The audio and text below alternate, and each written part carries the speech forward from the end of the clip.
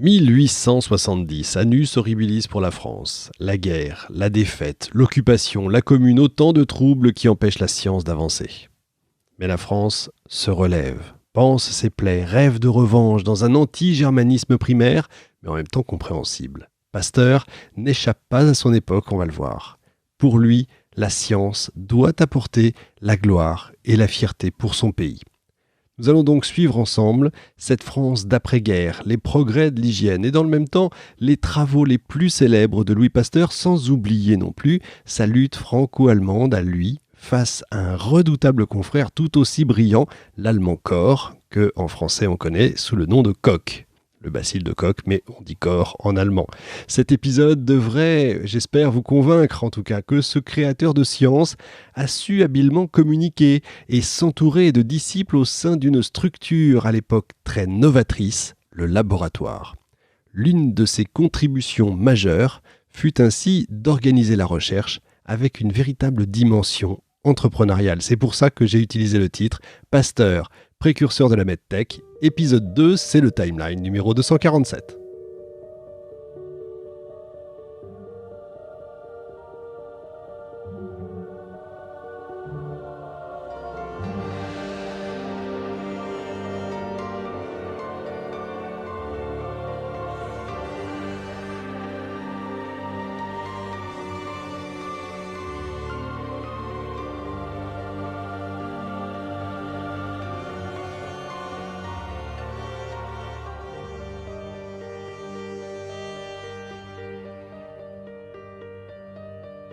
Timeline, Richard Fremder, Prem Cariou.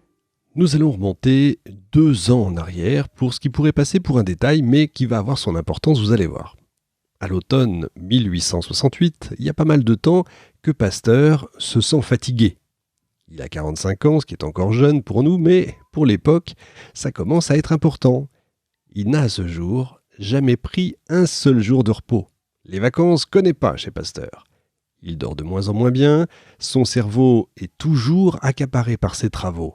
Il se relève souvent pour jeter ses idées sur des carnets qu'on a encore, fort heureusement d'ailleurs, et de plus en plus, il a des maux de tête et des étourdissements qui le laissent prostré quelques instants. Alors au début, il n'y attache pas beaucoup d'importance, il n'en parle pas à Marie. Nous sommes alors le lundi 19 octobre 1868. Et je suppose que vous vous doutez de ce qui va arriver, parce que quand on commence à donner une date précise, c'est que c'est important. Il se sent pris d'un vertige, et cette fois, d'un violent mal de tête. Devant la persistance de cette souffrance, pour la première fois, il va s'étendre sur son lit, et c'est comme ça que Marie le découvre et lui ordonne de rester étendu, et fait appeler le médecin. Mais Pasteur est un obstiné, si vous ne l'aviez pas déjà compris. Il se lève malgré tout, il se rend à la soirée pour laquelle il était invité, et en rentrant le soir, à nouveau, il se sent défaillir avec en plus des visions oculaires et des fourmillements dans le bras et la jambe gauche. Il est même un instant privé de la parole, et il ne peut appeler sa Marie. Mais Marie est alertée quand même par un faible cri. Elle accourt pour se rendre compte de la gravité de la situation, elle fait prévenir à nouveau les médecins. Cette fois, le verdict est sans appel, c'est une attaque cérébrale. Et Pasteur est atteint d'hémiplégie. Ce diagnostic est confirmé par la suite par un éminent spécialiste qui lui fait poser des sangsues derrière les oreilles. Alors vous allez me dire, c'est une médication très ancestrale, mais elle fait immédiatement effet, sauf que quelques jours plus tard, Pasteur est paralysé du côté gauche. L'empereur et l'impératrice vont prendre chaque jour de ses nouvelles, c'est dire l'importance du personnage. Lui est persuadé qu'il ne lui reste que quelques jours à vivre. D'ailleurs, ceux qui viennent le voir rapportent ses paroles. Il dit « Je vais mourir, je le regrette beaucoup, j'aurais tant voulu rendre encore d'autres services à mon pays ». Pourtant, les médecins estiment au contraire qu'il ne tardera pas à guérir. Alors c'est vrai, il va rester paralysé, mais ses capacités intellectuelles, heureusement, sont intactes. Il pourra, en prenant des précautions, reprendre ses recherches. Et dès les premiers mieux, les projets lui reviennent. « J'ai tant à faire encore, il y a tout un monde à découvrir, dit-il. » Commence alors la lente reconquête de son corps. On se relaie à son chevet pour lui lire les livres dont, à ce moment-là, il a le plus besoin, c'est-à-dire des biographies. Il adore les biographies. Ce sont des exemples pour lui et ces exemples le soutiennent. Et puis c'est la guerre. Le siège de Paris. Janvier 1871, les Allemands assiègent et bombardent Paris. Dans la nuit du 8 au 9, un obus tombe sur le Muséum national d'histoire naturelle et le ravage. C'est la colère du milieu scientifique français. Pasteur, à son tour, est extrêmement en colère. Il renvoie son diplôme de docteur honoris causa qui lui a été remis 3 ans plus tôt par le doyen de l'université de Bonn. Voilà ce qu'il écrit. Tout en protestant hautement de mon profond respect envers vous et envers tous les professeurs célèbres qui ont apposé leur signature au bas de la décision des membres de votre ordre, j'obéis à un cri de ma conscience en venant vous prier de rayer mon nom des archives de votre faculté et de reprendre ce diplôme en signe de l'indignation qu'inspire à un savant français la barbarie et l'hypocrisie de celui qui, pour satisfaire un orgueil criminel, s'obstine dans le massacre de 2 grands peuples. Je parlais dans l'introduction de son patriotisme. Vous savez qu'il a longtemps travaillé aussi avec les brasseurs. Un jour, ils vont lui demander de choisir un nom pour leur dernière production. Il répond sans hésiter « la bière de la revanche ».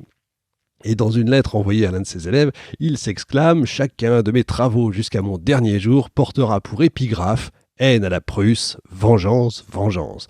Vous voyez, c'est pas neutre. Hein.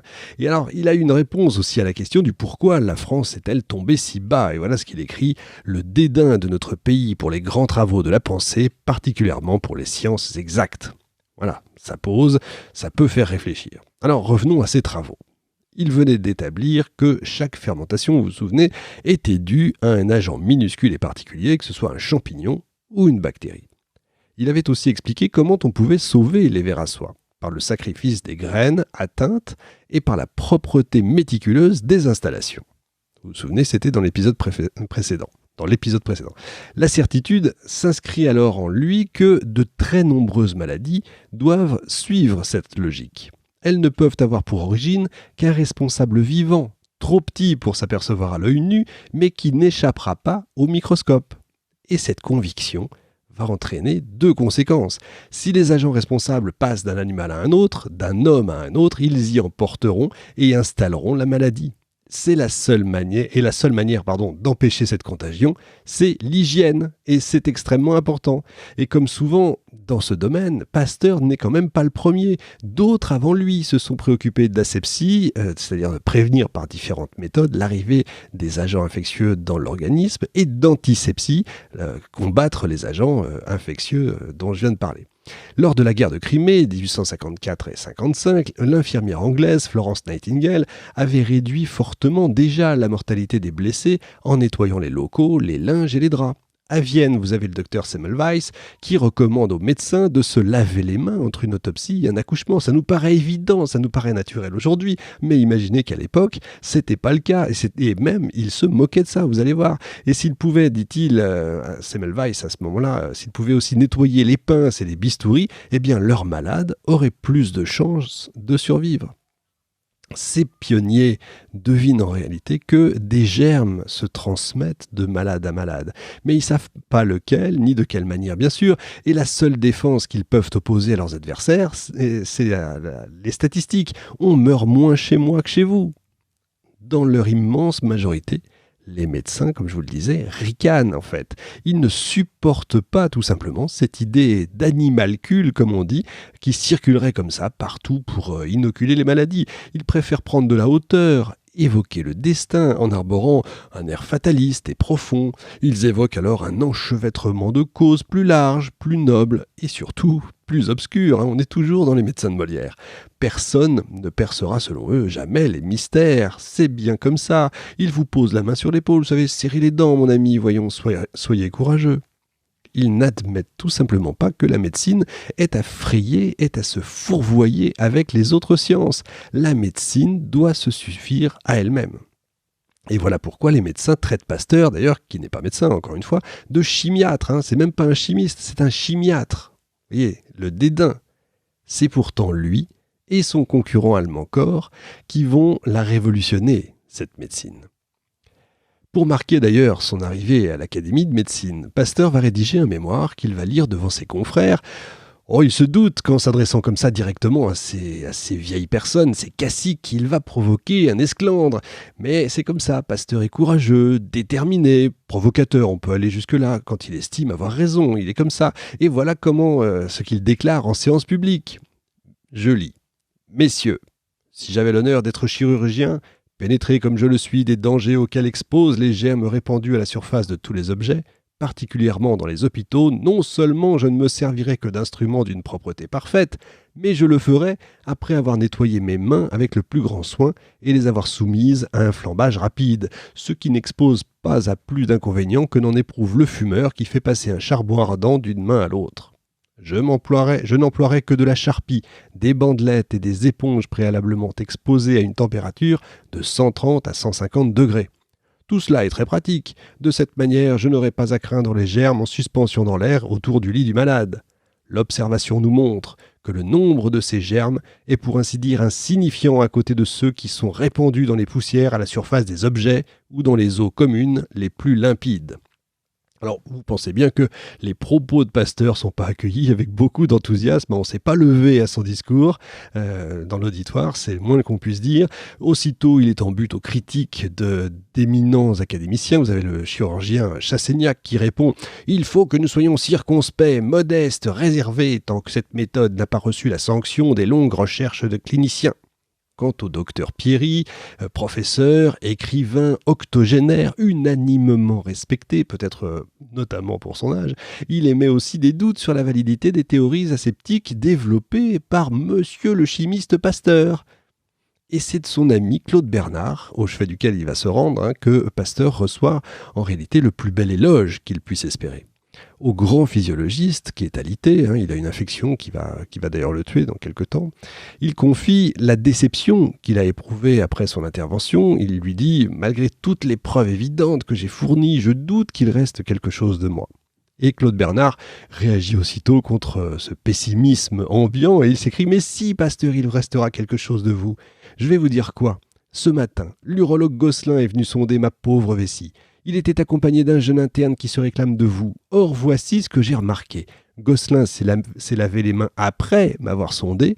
Guyon se les est lavés avant d'avoir touché la sonde. Voilà, Pasteur, ce qui restera de vous. » Alors, l'exploration. Il faut aller donc plus loin. Pasteur se dit qu'effectivement, il faut chercher du côté du vivant.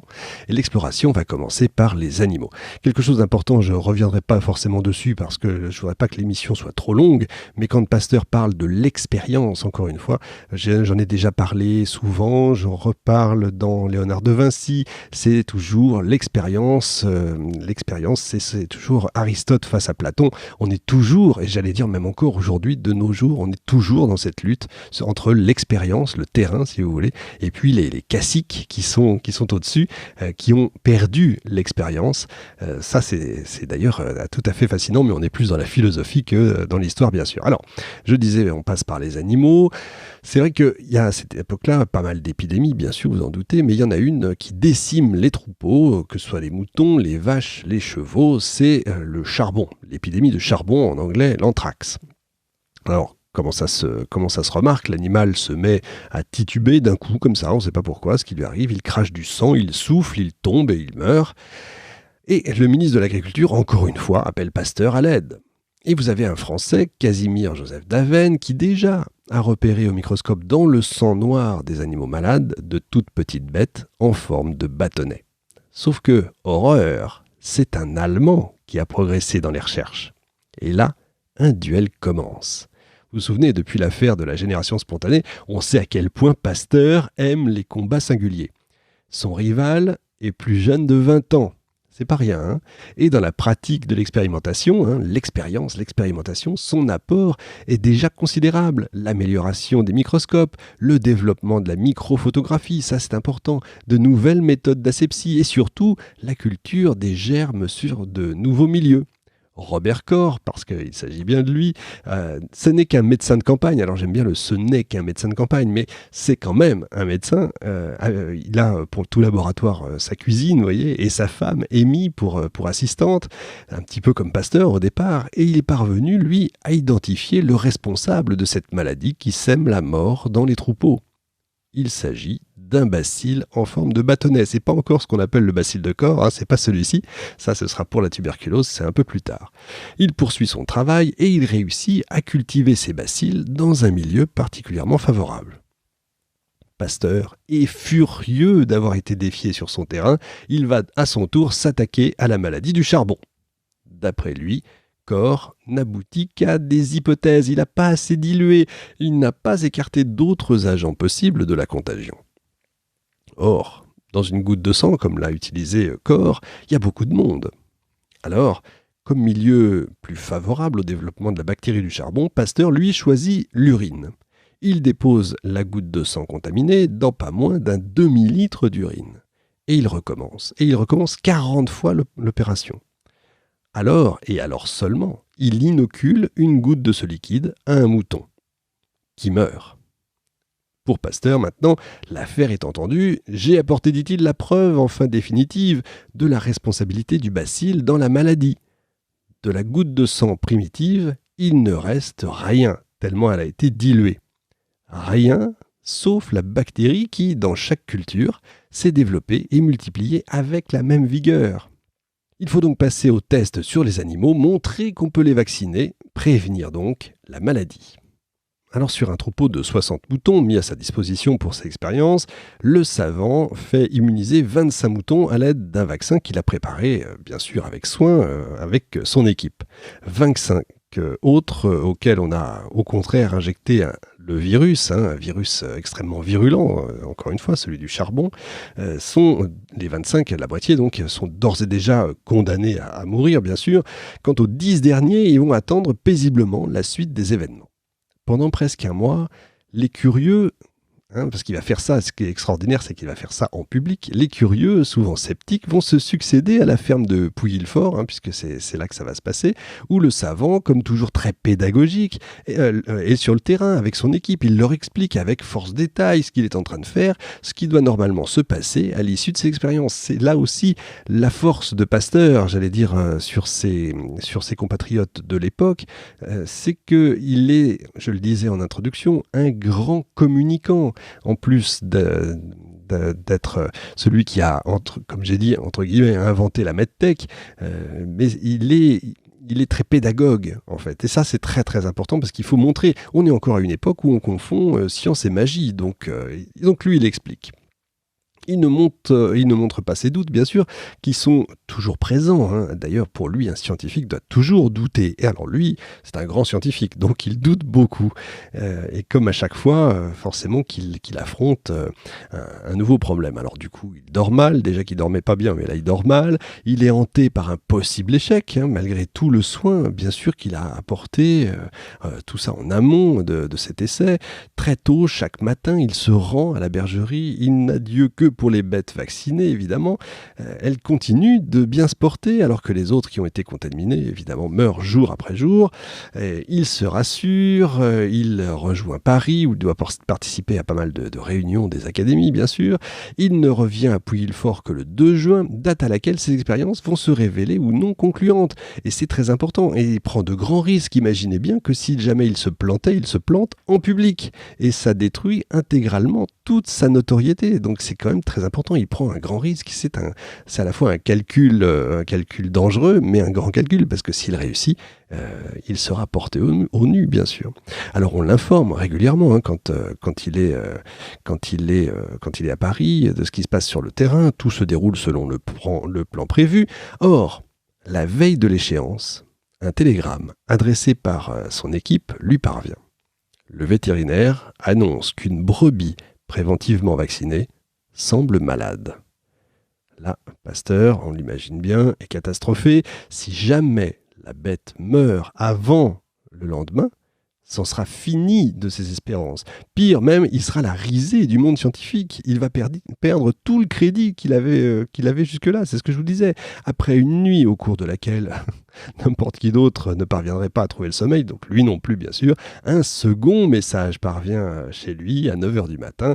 Le mouton est redevenu normal. Il se porte bien, alors que tous les autres auxquels, encore une fois, on a volontairement transmis la maladie sont morts. Il ne reste plus aucun mouton vivant de cette donnée-là. Quant à 2h de l'après-midi, le savant, accompagné de Chamberlain et de Roux, donc ses partenaires, se présentent à la ferme expérimentale. Vous avez 200 personnes qui sont là, qui l'attendent. Ils ont été alertés par la rumeur publique. Il est aussitôt acclamé, entouré, félicité. Et oui, Il a réussi son pari. Tous les animaux vaccinés sont vivants. La terrible maladie du charbon qui décimait les troupeaux de moutons depuis des millénaires est enfin vaincue. Et très peu de temps après, vous avez Pasteur qui est sollicité par le bureau de l'Académie des sciences, qui a appris, elle, par la presse, sa réussite brillante. Ils veulent qu'il vienne exposer devant l'Assemblée des membres le résultat de ses travaux extraordinaires. Il le fait le 13 juin 1881 au cours d'un exposé qu'il conclut ainsi, je cite, « Nous possédons maintenant des virus vaccins du charbon capables de préserver de la maladie mortelle sans jamais être même mortels. Ce sont des vaccins vivants, cultivables à volonté, transportables partout, sans altération, préparés enfin par une méthode qu'on peut croire susceptible de généralisation.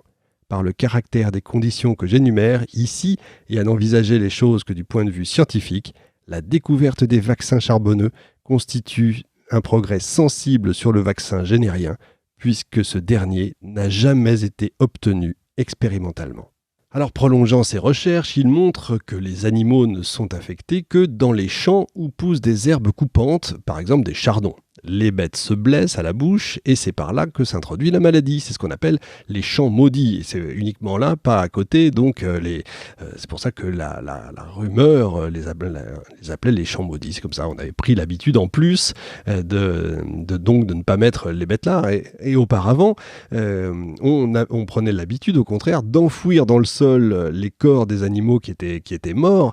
Donc, ça a beaucoup surpris Pasteur, évidemment. Et la question qui se posait, c'était comment les germes donc de ces animaux-là remontaient-ils à la surface ? Et encore une fois, l'expérience vient du terrain. Pasteur cherche, il est là sur la pelouse, penché avec ses acolytes, et il émet alors l'hypothèse suivante, le ver de terre. Et cette hypothèse est la bonne. Et maintenant, il faut trouver un traitement. Le duel avec corps ne fait que commencer. L'un s'appelle Louis Pasteur, français, chimiste, la cinquantaine.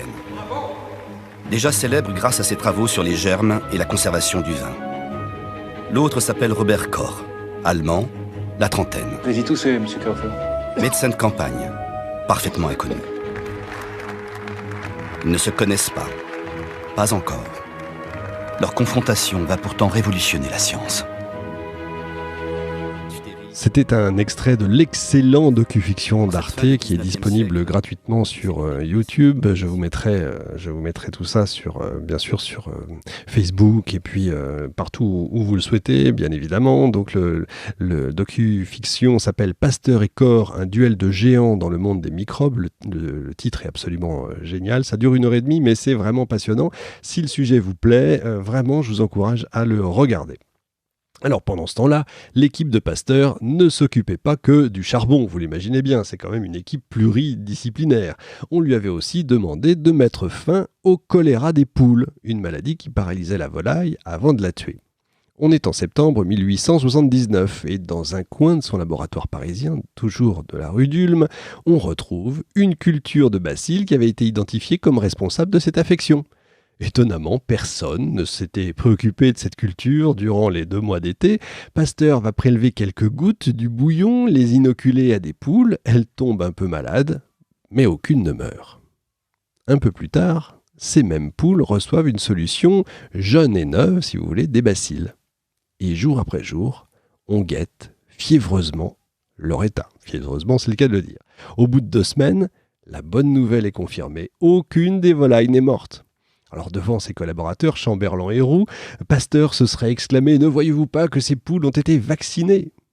D'emblée, il a reconnu la ressemblance de son expérience avec celle de Jenner. Et c'est comme ça qu'il a baptisé vaccin le germe affaibli. Jenner, j'en ai rapidement parlé dans la première émission, quand on lit des bios sur Pasteur, il y en a beaucoup, il y a les hagiographies, celles qui le déifient, et puis vous avez les brûlots, celles qui font de lui un simple copieur, voire même parfois un voleur.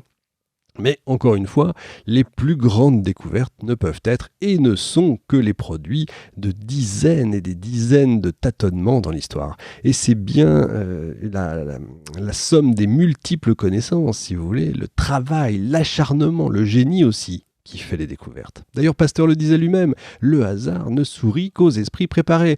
Même la fameuse sérendipité, vous savez, le fait de trouver autre chose que ce qu'on cherchait, ne vient pas du pur hasard, puisqu'il y avait bien une recherche à la base. Alors vous allez m'opposer peut-être Fleming et la pénicilline. Ben, c'est très exactement ce que je viens de vous expliquer. Il n'y a pas vraiment de hasard dans la mesure où le travail finit toujours par payer, comme on dit. La chance, un peu peut-être aussi, c'est vrai, mais c'est un peu comme le loto. Si vous pouvez avoir de la chance, mais il faut jouer pour gagner, hein, c'est un peu ça. Dès lors, Pasteur était lui sur la question de comment atténuer la malfaisance d'un virus. Et vous avez son préparateur, le médecin qui travaille avec lui, le jeune Émile Roux, qui est l'une de ses dernières recrues, qui va jouer alors un rôle crucial. D'ailleurs, il se pourrait que, déjà pour le vaccin qui allait sauver les poules, c'est de lui que serait venue l'idée géniale, ainsi que la contribution de Chamberlain, son autre assistant.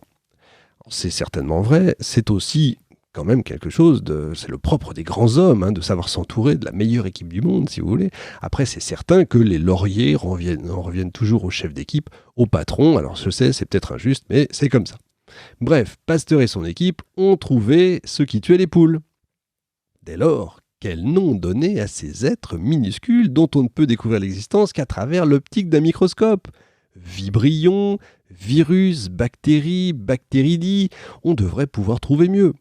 Et c'est un docteur, le docteur Sédillot, un retraité, ancien directeur de l'école de santé militaire de Strasbourg, qui écrit à Littré en 1878, il vient d'inventer un terme et il voudrait l'avis du plus grand linguiste du temps, qui va donner son nom bien sûr au petit Littré. La réponse ne tarde pas. Très chers confrères et amis, microbe et microbie sont de très bons mots. Pour désigner les animalcules, je donnerai la préférence à microbe. D'abord parce que, comme vous le dites, il est plus court. Puis parce qu'il réserve microbie, substantif féminin, pour la désignation de l'état de microbe. Et maintenant, laissons ce mot se défendre tout seul, ce qu'il fera sans doute. C'est toujours très bien écrit.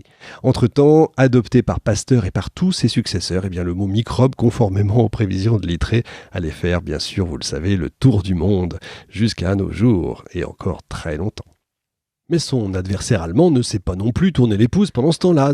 Il a 2 victoires majeures qui viennent d'être portées à son crédit et le porter lui au sommet de la gloire. D'abord, le 24 mars 1882. Il a pu, en effet, annoncer la découverte du bacille responsable de la plus terrible maladie de cette époque-là, la tuberculose. Vous savez que c'est l'un des plus grands serial killers, c'est pas le plus grand, mais l'un des plus grands serial killers de notre histoire, enfin de toute l'histoire, qui remonte certainement jusqu'au temps préhistorique, a priori, mais je ferai une émission spéciale sur la tuberculose, vous comprendrez pourquoi. Vous comprendrez pourquoi lors de l'émission, bien sûr, qui sera certainement l'une des prochaines émissions, dans une ou deux d'ailleurs, mais bon, bref.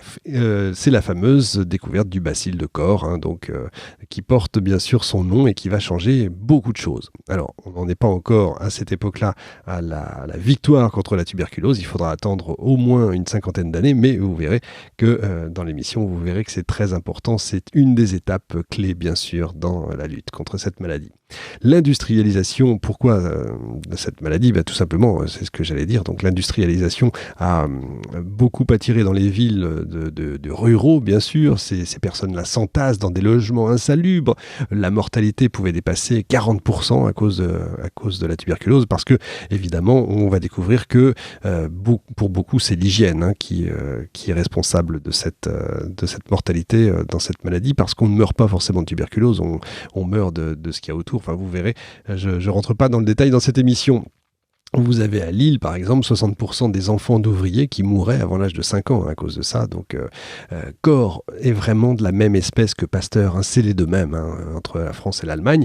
Ce qui est très important, c'est ce que je viens de dire, entre la France et l'Allemagne. Il y a entre les deux une antipathie claire et importante, tout simplement parce que du côté français, encore une fois, on veut la revanche. Et c'est extrêmement important dans ce domaine médical, parce que les deux auraient pu travailler ensemble, mais c'était impossible depuis la guerre de 70. Et Koch, pareil, comme Pasteur, lui, il ignore ce que le mot repos veut dire. Pas question de savourer pour lui ce premier triomphe. Et le deuxième triomphe va venir, c'est le choléra qui vient de toucher l'Égypte. Koch, d'ailleurs, en oubliant totalement le péril que ça peut comporter, s'embarque pour Alexandrie. Lui aussi, il va sur le terrain. Il va d'ailleurs retrouver un élève de Pasteur, Thuillier, et Thuillier, malheureusement, est contaminé, et il va bientôt mourir. Le bacille échappe toujours aux recherches à ce moment-là. Il faudra que Corr file en Inde, à Calcutta, en février 84, pour le découvrir et l'identifier. Ça y est, et on a identifié le choléra, on sait d'où il vient, on sait peut-être même le combattre. Pasteur est sonné. Il se rend compte que l'Allemand est en train, tout simplement, de lui ravir la place de premier scientifique d'Europe.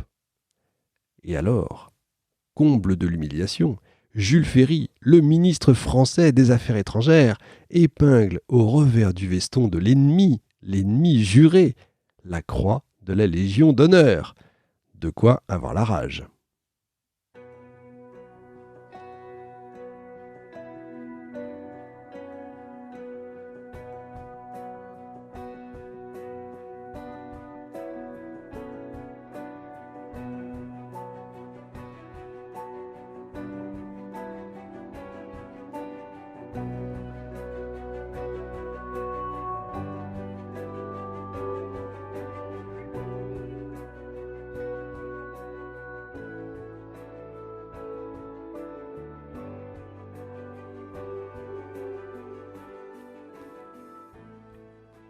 Confronté depuis longtemps aux maladies qui affectent les animaux, Pasteur n'a jamais abandonné, lui, le projet de s'intéresser un jour aux maladies qui touchent les hommes. Et une fois encore, il faut avoir l'honnêteté de dire que Pasteur prend sur ce sujet-là le terrain en marche.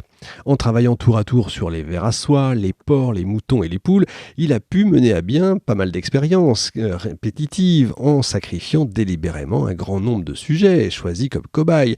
Et il a vite compris qu'il ne pourrait pas en être de même avec les hommes. Quand je dis il a vite compris, c'est pas si facile que ça. On a des lettres de lui où il témoigne quand même, ça reste un scientifique pur et dur. On n'est pas très loin de ce médecin, vous savez, de la série, là, je ne sais plus comment il s'appelle, ce médecin Dr House, voilà, c'est ça, qui en fait il a devant lui des sujets, il n'a pas des humains, donc parfois il a des courriers un peu curieux, même s'il est très attentionné envers les animaux, mais quand même parfois c'est assez étonnant. Bref, il a compris qu'il ne peut quand même pas mettre la vie en péril de tous ces hommes, mais pour progresser dans ce domaine, il doit donc trouver quand même une maladie qui doit être commune aux animaux et aux êtres humains, et dès 1880, il lui est apparu que cette affection virulente, il l'a trouvée, c'est tout simplement la rage. Il a décidé, à cette époque, de procéder à un certain nombre d'essais en recherchant le germe concerné, en le cultivant, encore une fois, pour en atténuer la nuisance, avant d'en injecter le vaccin à un patient.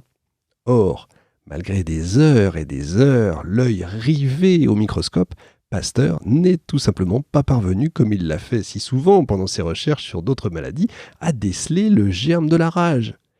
Il a bien remarqué lors de ses examens une quantité impressionnante de granulation moléculaire dans les extraits de bave rabique des chiens infectés, mais il n'est pas arrivé à déceler optiquement la forme exacte de l'agent pathogène.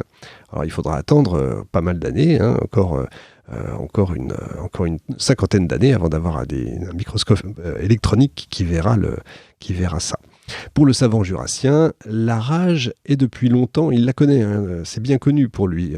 Lors des veillées qu'il avait quand il était enfant, il a toujours entendu un conteur ou une conteuse évoquer comme ça des histoires de loups, de chiens fous. Il a même d'ailleurs assisté à Arbois, quand il était petit, il avait 10 ans je crois. Il a vu un malheureux mordu comme ça dans les vignes par un animal enragé. Il se souvient des cris qu'il a poussés pendant sa longue agonie.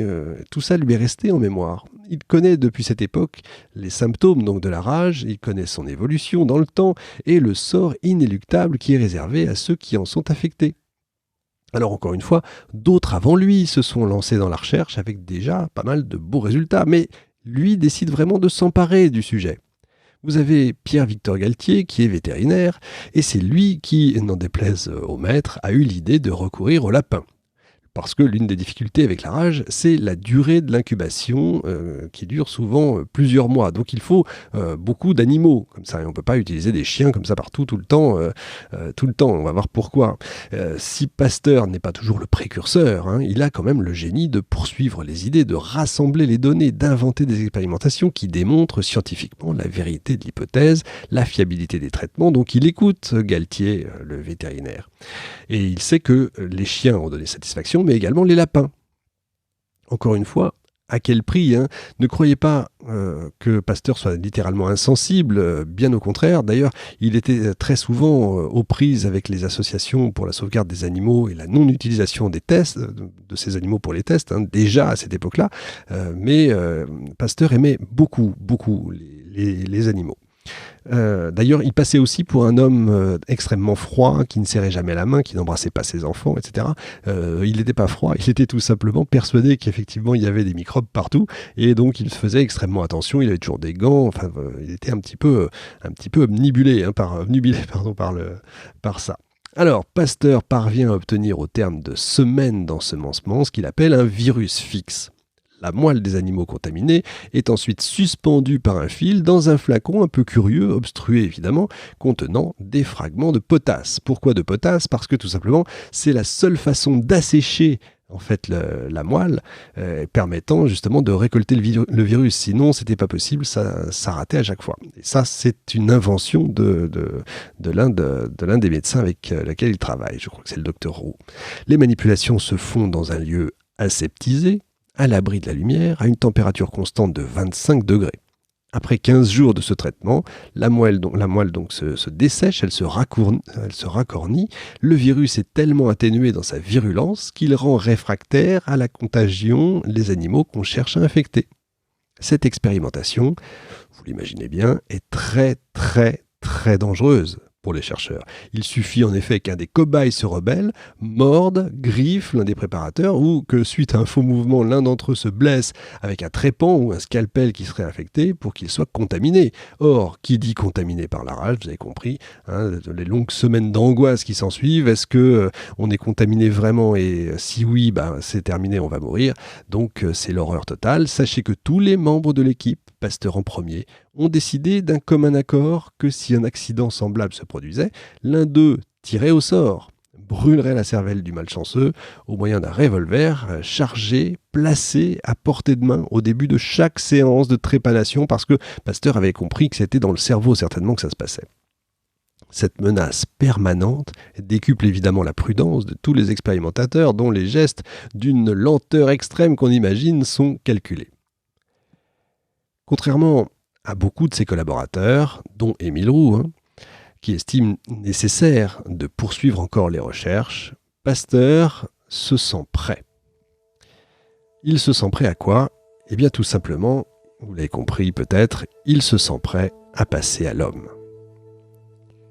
L'histoire de Joseph Meister, je dis Meister et non pas Meister, parce qu'il n'est pas allemand, il est alsacien, appartient certainement à la grande histoire de l'humanité. Alors en général, elle est connue de tous. Mais ce que vous ne savez peut-être pas, c'est qu'il n'a pas été le premier. J'ai un peu menti dans le premier épisode en disant que jamais Pasteur n'avait injecté quoi que ce fût à un humain, parce qu'il n'est pas médecin. Or, le 1er septembre 1885, c'est à un homme de 61 ans qu'il va injecter une dose de sa préparation, issue d'un lapin contaminé 15 jours plus tôt, par le virus, le fameux virus atténué. Cet homme est à l'hôpital Necker, à Paris, pour ceux qui ne savent pas. C'est la toute première expérience de vaccination humaine contre la rage en France. Alors le patient est d'accord, mais ce n'est pas le cas du directeur de l'établissement, qui interdit aux savants, je cite, de jouer à l'apprenti sorcier. Il ne reverra jamais le patient, et nous, on ne saura jamais ce qui lui est arrivé. Dans sa recherche d'un autre patient, Pasteur est obligé de s'arrêter à cause d'un événement imprévu. Cet événement, j'en ai déjà parlé dans des émissions, c'est la mort de Victor Hugo. J'en ai parlé dans 3 émissions. Il doit assister aux obsèques, bien sûr. Même si les deux se détestent, alors qu'ils sont nés à 50 km d'écart, mais en tout cas, ils sont de la même région. Mais les deux se détestent et ils ne sont pas du même monde. Malgré tout, une rumeur est en train de se répandre.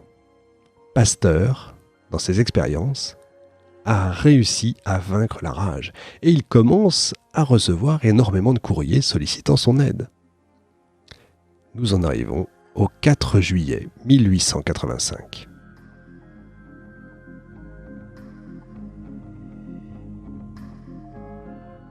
C'est un samedi. Joseph Meister, fils du boulanger de Steg, va comme il le fait régulièrement à la brasserie Witz à Meissengott, distante de quelques kilomètres, pour chercher de la levure. Il arrive au village, et en arrivant, il est agressé par le chien de l'épicier qui le mord aux jambes et au bras droit, et en 14 endroits différents. Vonnet, l'épicier, accourt, il est mordu à son tour, très légèrement, lui, parce qu'il a ses vêtements. Avec la mère de Joseph, prévenue aussitôt, ils se rendent tous les trois chez le docteur Weber, le médecin qui exerce à Villers. Ils désinfectent l'enfant à l'acide phénique, il les plaît bien sûr, mais devant la gravité et le nombre des blessures, il laisse peu d'espoir à sa mère. Il faut savoir que malheureusement, la rage est fréquente en Alsace et qu'on en connaît bien les conséquences. Aussi, il conseille d'aller à Paris consulter Pasteur. Il connaît effectivement le succès de son traitement de vaccination antirabique et il espère qu'il pourra tout simplement l'appliquer à Joseph. Ce lundi 6 juillet, la femme du boulanger, la femme de Steg, du village de Steg, Angélique Mester, se présente au laboratoire de Pasteur. Elle est accompagnée de son fils, Joseph, qui a donc 9 ans à cette époque-là, et puis Théodore Vonnet, qui est du village donc, de Meissen-Gott. Je précise, je dis Meissen-Gott, mais tout simplement parce que cette partie de l'Alsace, encore une fois, a été allemande à cette époque-là, mais en 1919, on pourra en redonner son nom qu'il a encore aujourd'hui. C'est Maisongut, bien sûr, le village. Pasteur se pose la question, bien sûr, est-ce qu'il va pouvoir traiter l'enfant, le protéger contre la rage, comme il l'a déjà fait avec les chiens? Encore une fois, je le répète, il n'est pas médecin. Il hésite quand même. C'est un enfant qu'il a devant lui. Mais justement, c'est un enfant qu'il a devant lui. Et cet enfant, il le considère comme perdu. Alors il va prendre l'avis de 2 collègues, le docteur Vulpian de l'Académie des sciences, qui, en qualité de membre de la commission ministérielle de la rage, a suivi les travaux de Pasteur, et le docteur Granchet, professeur et pédiatre réputé à l'époque. Et les 2 le confortent dans ses décisions. Il y a aussi un autre élément qui est très important. Il s'agit d'Alsaciens. Encore une fois, c'est très important dans la lutte franco-allemande. Depuis peu, l'Alsace, encore une fois, est sous le joug allemand et montrer aux occupants ce que la science française est capable de faire, tout ça n'est pas forcément pour lui déplaire. Et dès 8 heures le même soir, Granchet commence avec son nouveau vaccin à traiter Joseph, hébergé qu'il est avec sa mère, à l'annexe du laboratoire de Pasteur. Vonnet, lui, n'est pas traité, il est renvoyé parce que ses blessures ne sont pas aussi importantes que celles de l'enfant. Au fur et à mesure que les doses injectées aux petits patients deviennent plus virulentes, forcément, les appréhensions de Pasteur grandissent.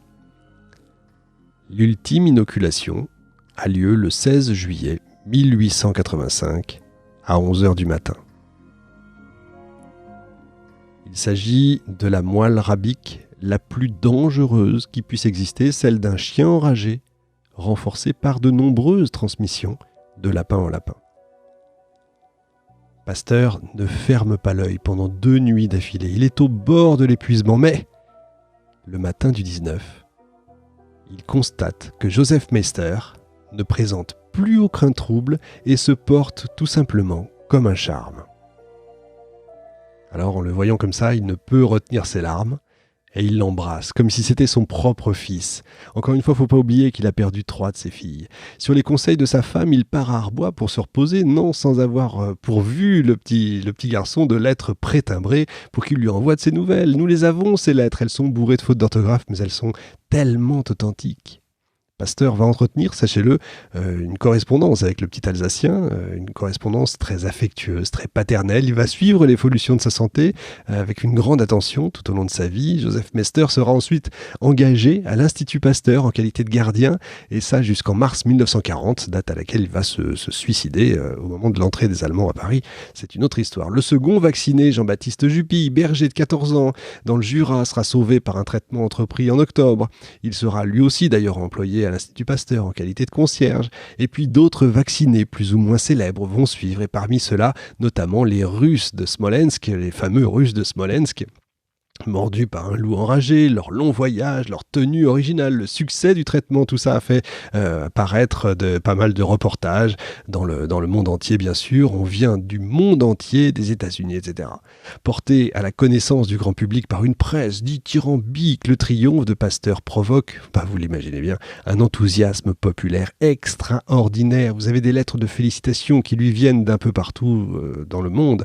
Après ses succès précédents, il est vu comme un demi-dieu, tout simplement.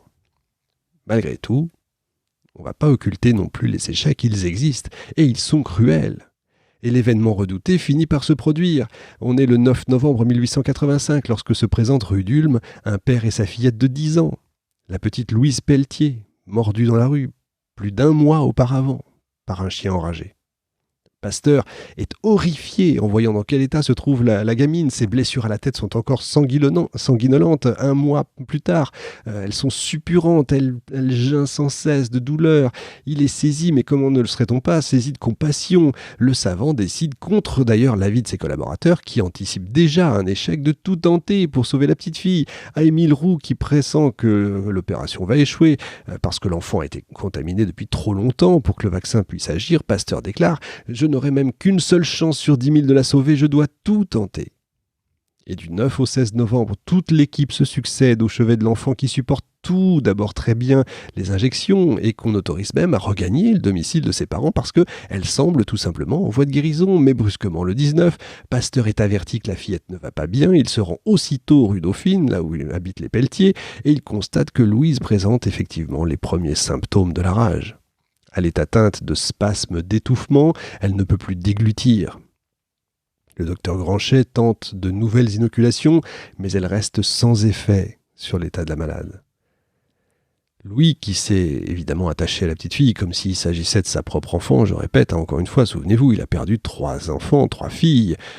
Il se trouve à nouveau plongé dans les mêmes angoisses qu'il a connues en soignant Joseph Meister et, dans une moindre mesure, Jupille, dont je parlais.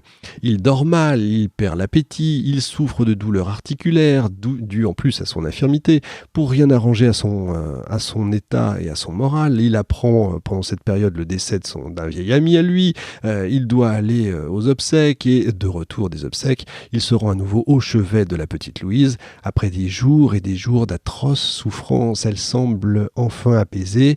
Elle reconnaît Pasteur. Elle lui prend la main et lui fait comprendre en esquissant un ultime sourire qu'elle est heureuse de sa visite. Elle meurt peu après dans un spasme, laissant son vieil ami littéralement ravagé. Il restera prostré plusieurs jours dans une profonde apathie, sans rejoindre son laboratoire. C'est Marie, l'infatigable Marie, qui le persuadera de rejoindre son équipe et de continuer inlassablement.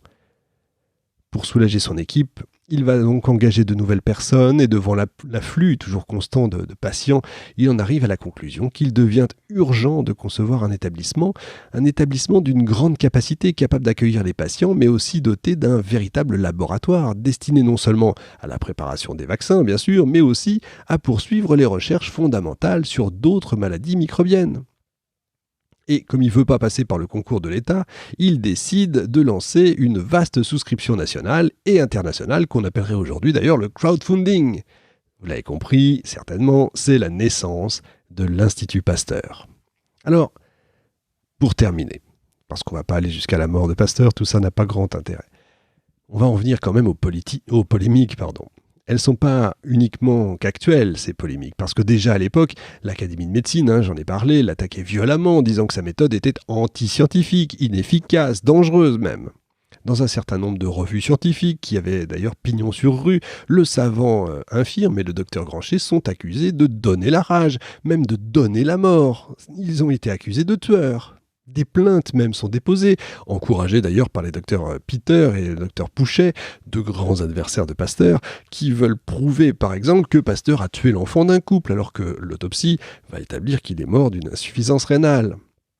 Alors c'est vrai que parmi toutes ces polémiques qui disent que donc Pasteur a donné la mort, etc., que c'est un voleur, bref. En vérité, il semblerait quand même que la découverte des micro-organismes en incomberait à un biologiste, Antoine Béchamp, donc pas à Pasteur lui-même, mais le premier, ce serait Antoine Béchamp, docteur en sciences, docteur en médecine, docteur en chimie, diplômé même en pharmacie. Antoine Béchamp avait appelé ces structures microscopiques les microzymas. C'est vrai que Internet n'existait pas à l'époque, mais il faut savoir quand même que Pasteur était réellement, remarquablement informé sur tout ce qui existait. Alors aujourd'hui, sachez-le, on parvient peu à peu à remonter le fil de cette histoire extraordinaire. Je trouve, moi, qu'elle est extraordinaire, cette histoire de la médecine. Et c'est certain que beaucoup ont copié, beaucoup ont pillé, beaucoup ont récupéré les travaux des uns et des autres. Ben oui, en général, on dit quand une idée est dans l'air, c'est que beaucoup sont déjà en train de s'y attaquer. Alors c'est vrai que vous allez pouvoir lire ici et là sur Internet beaucoup de détracteurs de Pasteur. Ici et là, encore une fois, appelé imposteur, menteur, voleur, etc., etc. Moi, j'ai été, je vous avoue, très dérouté au départ, en préparant cette émission. Je me suis un peu renseigné, j'ai beaucoup lu de livres des deux côtés, les hagiographies et puis les brûlots, bien sûr. Mais en lisant tout ça, j'ai essayé de chercher un petit peu sur les auteurs, qui sont-ils sur Internet, notamment. J'ai trouvé que tous ces médecins, parce que c'est le plus dur, c'est ça, c'est quand c'est des médecins, on se dit, oui, quand même, ils savent de quoi ils parlent. Eh bien, tous ces médecins sont des anti-vaccins. Ceci, peut-être, explique cela. Il ne m'appartient pas d'entrer dans ce type de débat stérile. Moi, je ne suis pas là pour ça. Nous, on fait que de l'histoire. D'ailleurs, sur Facebook, pas mal d'entre vous, pour plaisanter, bien sûr, se sont demandé si j'allais aborder le sujet Didier Raoult dans l'émission. Bah voilà, c'est fait. J'ai abordé le sujet Didier Raoult. Voilà, toc. Pour revenir à Pasteur, et à Raoult, j'ai lu tous les ouvrages de Didier Raoult, tous, jusqu'au dernier. C'est l'avantage du confinement et du numérique. On peut lire, on a le temps de lire, et on pouvait télécharger des livres sur Internet. Puisqu'on ne pouvait pas acheter de livres pendant le confinement, je ne vais pas revenir sur cette polémique-là. Tout ce que j'en dirais, je ne rentre pas moi dans les polémiques, tout ce que je dirais sur Raoult, c'est qu'il l'écrit lui-même, Pasteur a été son maître à penser et son modèle. Voilà, je n'irai pas plus loin, je n'ai pas à entrer dans quelque polémique que ce soit, je vous laisse, mais je vous laisse, bien sûr, sans oublier la bibliographie. Alors, j'ai commencé avec un excellent ouvrage qui est assez énorme, de Bruno Lafour, qui s'appelle Pasteur, guerre et paix des microbes. Remarquable livre avec en plus des vrais textes des personnages, donc ça c'est assez énorme. Vous n'avez pas l'histoire de Pasteur, c'est surtout ce qui est tout autour, les laboratoires, l'importance du laboratoire, voilà, c'est toute la partie, alors c'est pas sociologique, c'est plutôt, presque on pourrait dire philosophico-médical, vous voyez, mais c'est absolument passionnant. J'ai jeté un œil sur le livre d'Éric Orsena, La vie, la mort, la vie, Louis Pasteur. Donc je répète le titre, La vie, la mort, la vie, donc d'Éric Orsena, qui a fait une biographie romancée sur Pasteur. C'est bien écrit. Voilà, c'est bien écrit, c'est parfois un peu emphatique, et on fait peut-être un peu trop, mais c'est Éric Orsena, c'est l'Académie française, que voulez-vous, c'est assez magnifique. Vous avez Louis Pasteur, un aventurier de la science, d'André Besson, remarquable ouvrage également, là vous avez presque une somme, c'est quelque chose que je vous conseille si vraiment vous voulez aller loin dans le personnage. J'ai pu m'en servir notamment pour la partie de Joseph Meister, parce que c'est pas mal d'avoir les détails de tout ce qui s'est passé justement à ce moment-là et pourquoi ils se sont pourquoi ça a été si long à prendre la décision.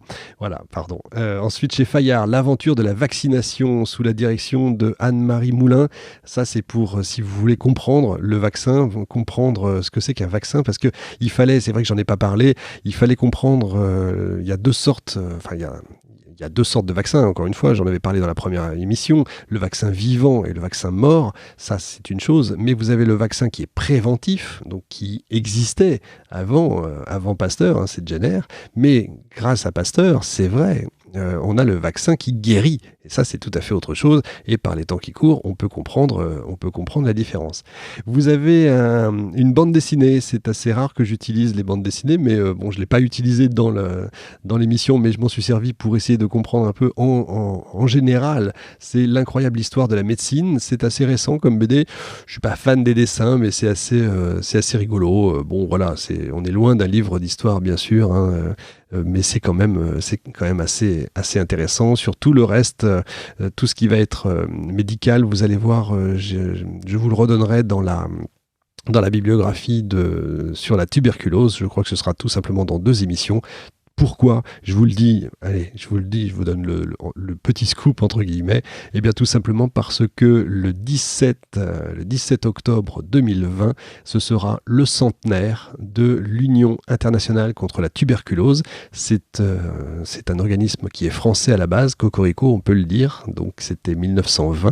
Et c'est une histoire assez incroyable car pour la première fois, l'ensemble des pays vont se rassembler dans l'entre-deux-guerres pour lutter contre un fléau, comme j'ai dit, historique. Allez, je vous laisse, je vous dis à dans 15 jours. N'oubliez pas d'écouter le podcast La vie est belle. Encore une fois, je suis très fier de ce podcast. Que des bonnes nouvelles.